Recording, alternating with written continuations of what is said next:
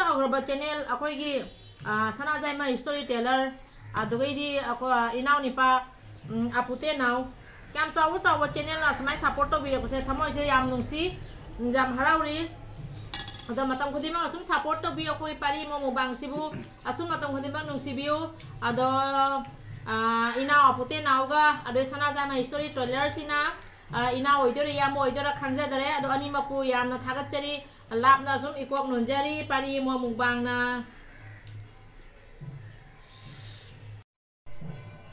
Hai Mayam, pari mo mukbang na Mayam po na po muka from Jerry. Ando ngasi muka ano ba mukbang ma pura laksari Mayam. Ngasi gi mathel sidi. Siga nga thong balai re. Aina sigi manase pambi oina pambi ni ka hapchale sei siga. Ado ye siga kangsoi le re hawai thrak nga jai ba hapaga. Hawai maru hapaga se kangsoi ma le re. Ado ye siga jongsak ne अदुगैदी करी करी तवर सिंजू अमा सुजरगे अदुदी nga thongजेसु हावरनी सिंजू से आई तोचरगे नांगै तोटला पुथोरै दो ngasi सिगा तोटलगे से सिंजू दा हापना मचन सिगा लैरे ngari ने अदुगैदी उमोरक ने अदुगै थुम ने आई खुद हामजरबनी अमुका हामगे जे खुदसे हामबनी अबको दामुका मुहामे ऐना नांगै तोला पुथोरपदो नांगै तोला पुथोरय हाइबा अदोय दोय ngasi तोलगे अदोगेदी अखोय चिना मयाम आई उमोक से उरडी लोया फुट के बंग बंग हिदे सागले ऐना सुम जुम दे मनुंग दे तोला पुथोरपनी आबा चाखुम दगी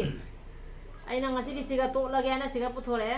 हाउनी सिंजू सिदी तो लगे ना पुथोर पनी में अम्मा माने तो खाय लगे जों चाने अदुगैदी हवाई मा हंगाम मा तोनने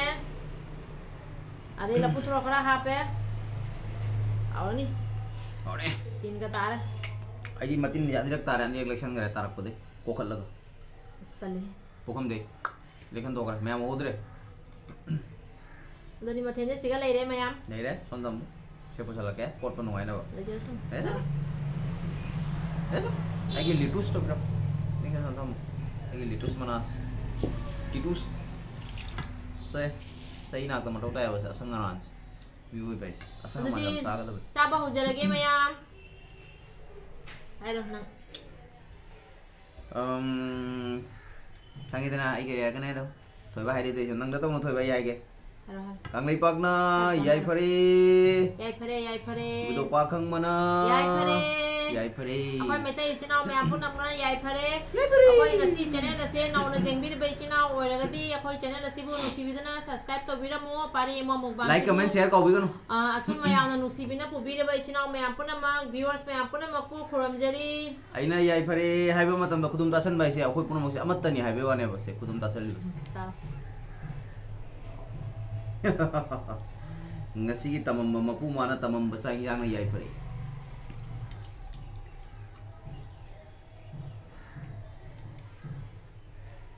Sang yang ai sia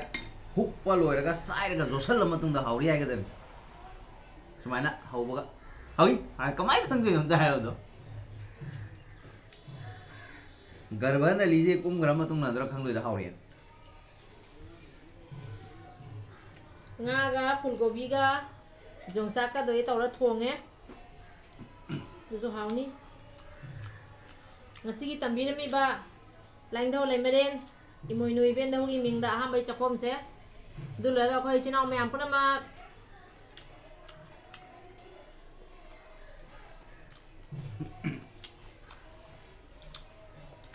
ai nu sira ba viewers me am chinau me am supporter me am ai gi su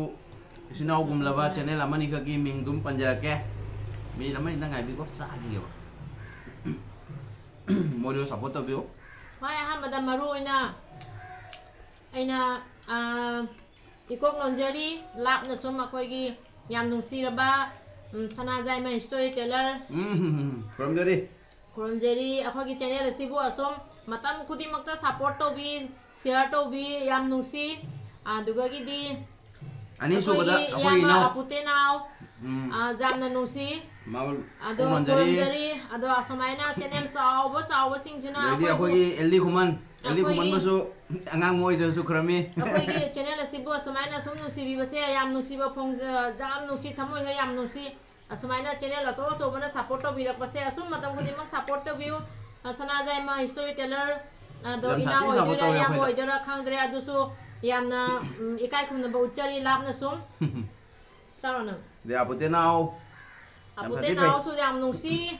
ꯊꯥꯒꯠꯆꯔꯤ ꯑꯗꯨꯒꯤ ꯃꯇꯨꯡ ꯏꯟꯅ ꯑꯩꯈꯣꯏ ꯏꯅꯥꯎ ꯑꯃ ꯂꯩ ꯑꯦꯜꯗꯤ ꯈꯨꯃꯟ ꯌꯥꯝ ꯅꯨꯡꯁꯤ ꯑꯗꯣ ꯃꯌꯥꯝꯁꯤꯗꯤ ꯌꯥꯝ ꯁꯥꯊꯤ ꯐꯕ ꯆꯦꯅꯦꯜ ꯉꯥꯛꯇꯅꯤ ꯃꯌꯥꯝꯅ ꯉꯝꯃꯤꯕ ꯃꯈꯩ ꯁꯞꯄꯣꯔꯠ ꯇꯧꯕꯤꯌꯣ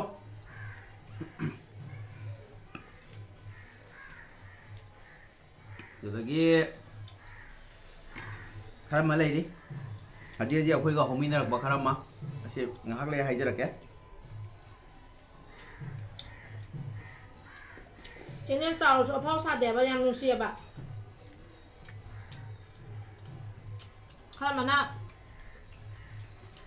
ꯑꯁꯨꯝ ꯁꯤꯌꯥꯔ ꯇꯧꯕꯤꯔꯛꯏ ꯈꯔ ꯑꯃꯅ ꯑꯁꯨꯝ कमेंट नुसीब तौर सनाजाम हिस्टोरी टेलर कमेंट तौरपसे वखल से आजौरी हराबद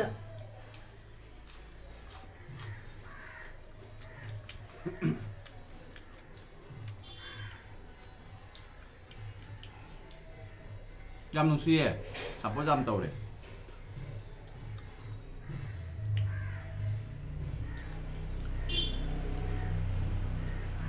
कोई सिनाव मैम मफम सिगा अखोइना हाइफेट यौबो ngamjariसे सिनाव मैम की मतेंग दगिनी याम नुसी सनाजाई मा हिस्टोरी टेलर दी कुइरे फास्ट हाना दगी सुम अइना का 1k जौदिङा दि असुम शेयर तौबिबा हौबिरे पुंसिगी उनादिरी खंजु खंगनादिरी थमोइदा क्याम चावरी अपुतेनाव असुमाइना शेयर का तौबिरपसे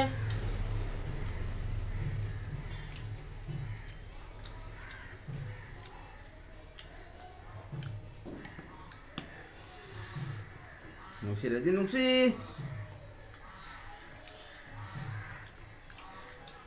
नुसीबाबु नुसी हाइदना नुसीदा हाइगद्रो आई मिताजे फजरमी थाइ कोकुइ मानमनि याम्बा पुतेनाव इनाव को वाबनि अंगांग ने बनि इनाव आइरा याम्बा बु याम्बा को अंगांग हक्सांग खरा फजबै वाथने अपुतेनाव इनाव हाइरगे दुदी नसी होगी जुमदा होजाइदा कोइबा लाओ शिवसागर इनाव से शिवसागर गिनी आइना सम ताब fungi असेंबा रानबदी कइगुमै video जेंबा तादी comment तौबिरमो इनाव अपुतेनाव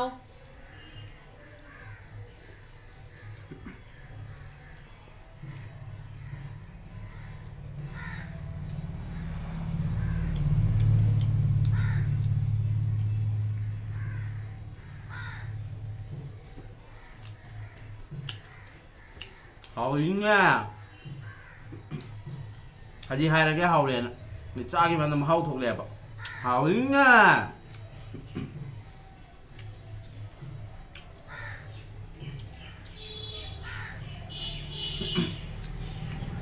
कोइरंगरबा सकसे Morena तौवा सकताजे थिजरसु मैमना sum support तौबिउको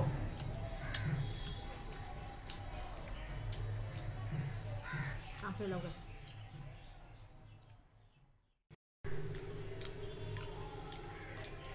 Manado se ahima manado tu sabe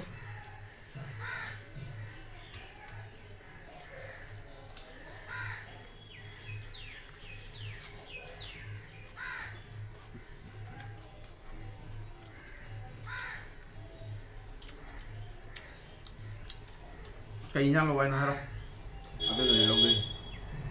tung chani ba lo abong ngre Howdy manado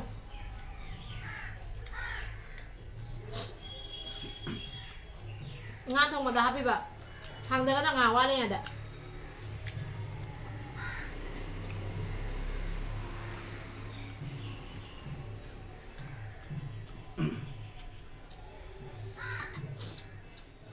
lo thara ke sa lo to para ba yam hawre ngasidi wakanse nungai nungai na thuongmani na aina sai comment jeng ubada sanada mai sri tailor gi comment ubada harau bana gyan men ta dare ada wakanse nungai thongai hejang ju masu khupha jama hau su phaja hawre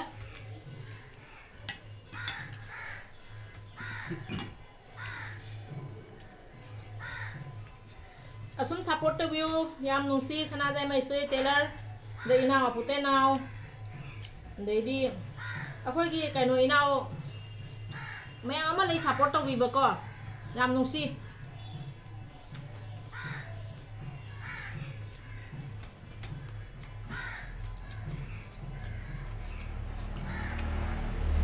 đến đâu nó hore me china bu support to vira mo mayam na sum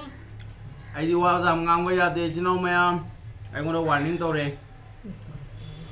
local namira ko mai ni pam na ne ai ngoro warning to re na sak sing do jeng ning de channel lo lo chaloi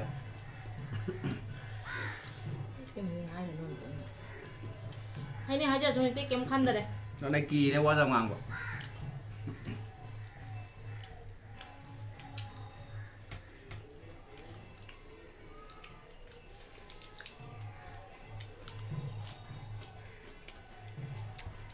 bây giờ sang cái sao cái dòng dầm say này nhá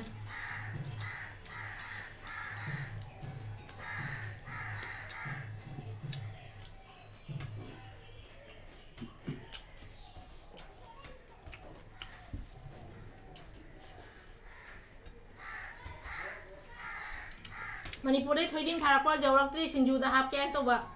dầu rắc ăn được sinh du đã hấp cái thôi đinh đó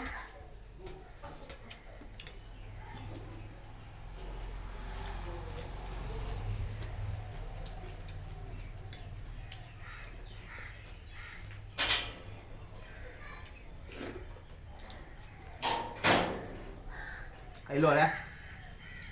sao cái đó thằng ta mang nó hàng lô cái này hậu đây nó mới làm hậu đây mày làm lần đó chạy nhang xe quay chạy nhang xe mày ăn gì mà tiếng đây gì ai hậu hậu dầm sáp hàng nhé bỏ khăn ngoài đấy rồi ini xe mà mang lô apa kau udah ya tuh mang lô nanti jadi si làm cái mèo si chắc chắn cũng không là tép